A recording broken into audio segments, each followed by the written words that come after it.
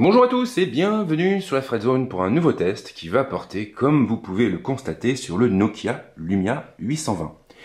Alors, petit récap avant de démarrer.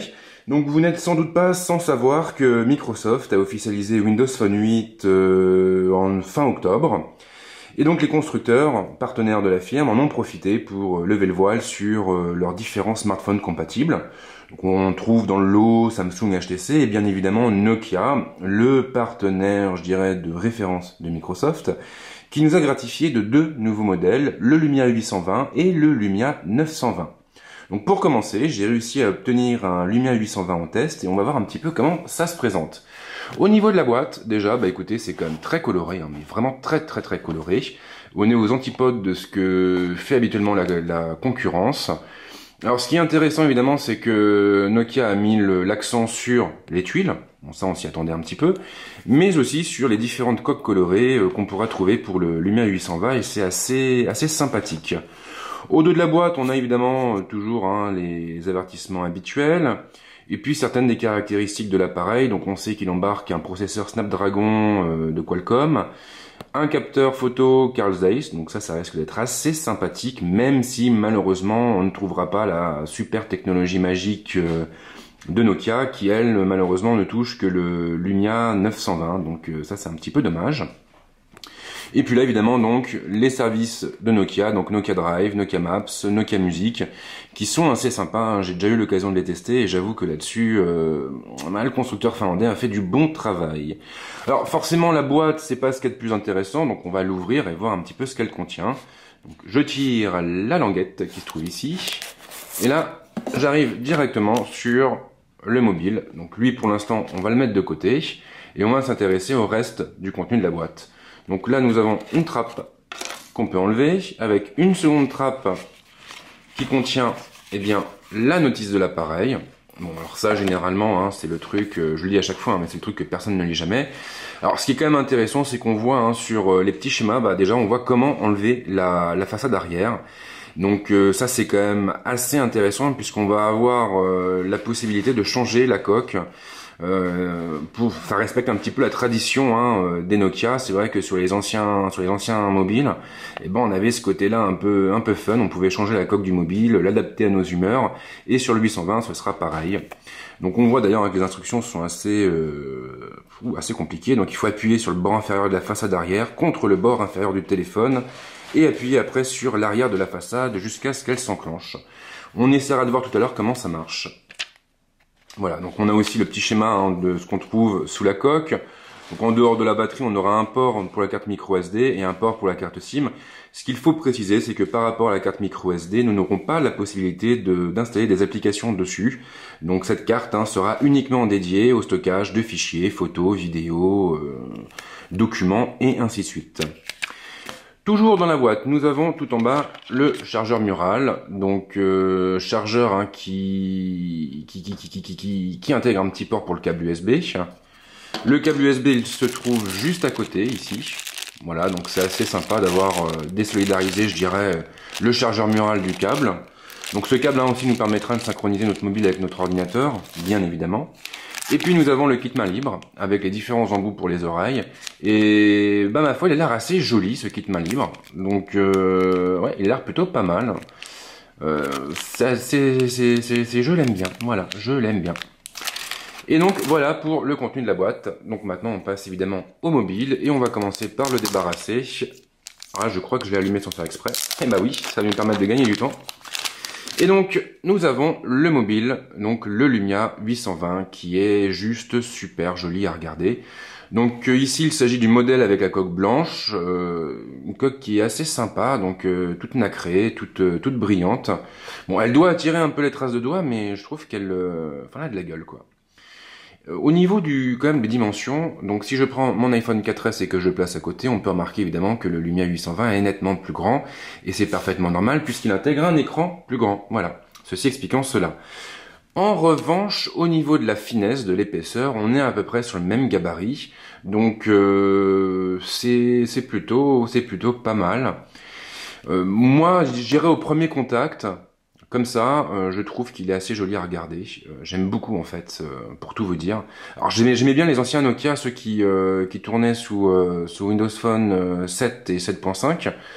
Donc c'était le que je me trompe pas, le Nokia 900 notamment, qui m'avait énormément plu. Mais bon, voilà, celui-là, il me plaît encore un peu plus. Alors, au niveau de l'écran, donc il est quand même assez impressionnant, assez imposant. Ce qu'on va trouver au-dessus, dans le coin, en haut à droite, c'est le logo de la firme, très discret, donc ça j'apprécie. Accompagné du capteur en façade, donc qui vous permettra de vous amuser avec la visioconférence. En dessous de l'écran, nous avons 3 boutons sensitifs, donc qui sont propres à l'OS. Nous avons le bouton de retour arrière, le bouton de retour sur l'écran d'accueil et le bouton permettant d'accéder à la recherche. Donc là, on retrouve, je dirais, une structure qu'on connaît déjà, quoi. C'est vrai que tous les Windows Phone ont ces 3 petits boutons. Mon HTC Mozart avait les mêmes, donc on n'est pas perdu. Sur la face arrière, nous avons le logo, encore, le logo Nokia, qui est tout petit, qui est vraiment très très discret. Hein. Ça, c'est vrai que c'est un truc... on sent quand même que les designers de Nokia mettent en avant le design de leurs appareils et pas leur marque, donc ça c'est quand même assez appréciable.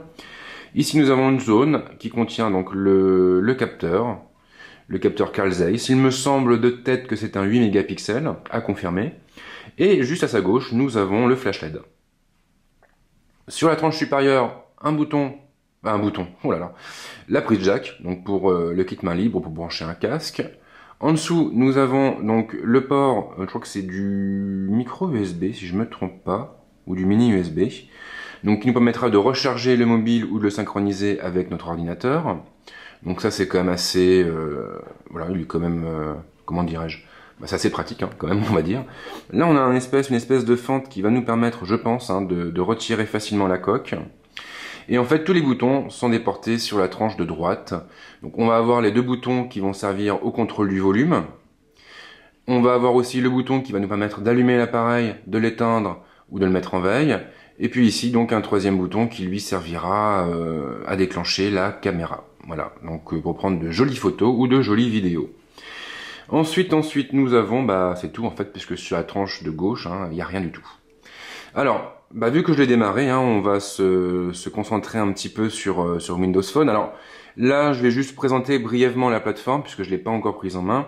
Et puis je tournerai une vidéo un peu plus tard, qui sera plus complète, et dans laquelle j'aborderai toutes les nouveautés apportées par Windows Phone.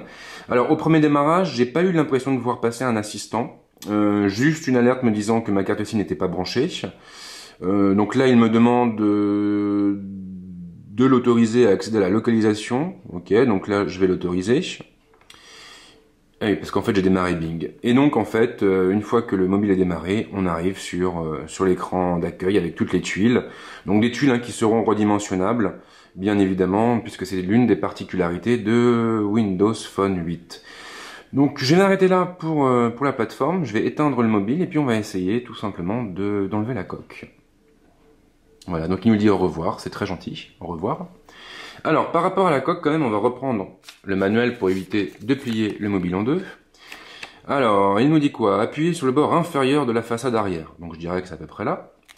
Contre le bord inférieur du téléphone. Ah, c'est pour remettre la façade arrière en place, donc évidemment si je commence par la fin... voilà, retirer la façade arrière. Donc il faut que le téléphone soit éteint, bien évidemment. Et au niveau d'un coin supérieur du téléphone, je dois placer l'ongle du pouce dans la fente située entre le cadre de l'écran et la façade arrière. Je plie légèrement la façade jusqu'à ce qu'une fente latérale s'ouvre légèrement. Et je fais pareil après avec l'autre coin. Donc apparemment... Merde, je crois que je l'ai allumé. Bon, donc apparemment tout va se passer dans un coin, mais là en toute franchise, j'ai comme un doute quand même. J'ai comme un doute.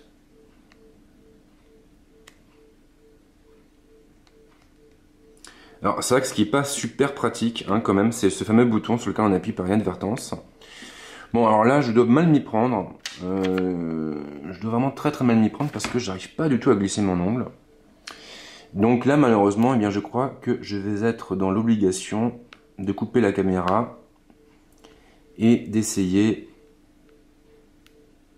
Ouais, mais je vais essayer sans filmer. Voilà, comme ça j'aurai l'air moins ridicule. Donc on se retrouve tout de suite. Ok, donc j'ai lutté, sincèrement, c'était vraiment un combat acharné. Bon, ce qui est assez normal Comme le mobile est encore neuf, la coque a pas encore joué. Bon, quoi qu'il en soit, prévoyez d'avoir des ongles hein, pour l'enlever, cette coque. Alors, qu'est-ce qu'on trouve à l'intérieur? Donc, on trouve déjà la batterie de l'appareil. Alors, c'est une batterie je sais pas si c'est écrit dessus ou pas, ouais, de 1650 mAh. Alors, je vais essayer de faire la mise au point pour que vous puissiez voir. Poum, poum, poum. Voilà. Ah, c'est mieux. Voilà. Donc, c'est une batterie de 1650 mAh. Ensuite, on a à l'intérieur de la coque, c'est assez intéressant, on a donc une languette de plastique qui va nous permettre de recharger notre mobile sans le connecter au chargeur, tout simplement en le posant sur une station de recharge compatible. Donc on voit qu'on a vraiment tout hein, pour pouvoir le recharger aisément. Et ça, c'est une particularité très intéressante des derniers Lumia. C'est vrai que là-dessus, les accessoiristes vont pouvoir s'amuser un petit peu et proposer des accessoires, des bricoles pour recharger évidemment notre mobile, mais aussi pour le synchroniser plus facilement avec un ordinateur ou même avec autre chose, hein, comme une chaîne Wi-Fi. Et puis nous avons l'intérieur du mobile. Donc ici on voit hein, qu'on a les deux ports qui vont nous permettre de connecter la carte SIM et la carte micro SD. Et voilà, c'est à peu près tout. Alors, on a évidemment toujours les broches qui permettent... donc là, ici, de ce côté-là et de ce côté-là, on a les deux broches qui vont reposer après contre la languette de la coque et contre cette languette-là aussi, ce qui permettra donc de faire fonctionner le chargement par induction. Donc voilà pour cette présentation succincte du Lumia 820. Alors mes impressions au niveau esthétique sont très bonnes. Je trouve que c'est un bel objet, vraiment un très très bel objet. On retrouve hein, l'esprit des Lumia, on retrouve l'esprit de Nokia. Et après, écoutez, au niveau des performances, je peux pas vous dire puisque je l'ai pas encore testé vraiment en profondeur. Donc ça, on l'abordera de toute manière dans une autre vidéo. Voilà, donc j'espère que ça vous a plu et puis on se retrouve très très vite pour une seconde vidéo sur le Lumia 820. À bientôt.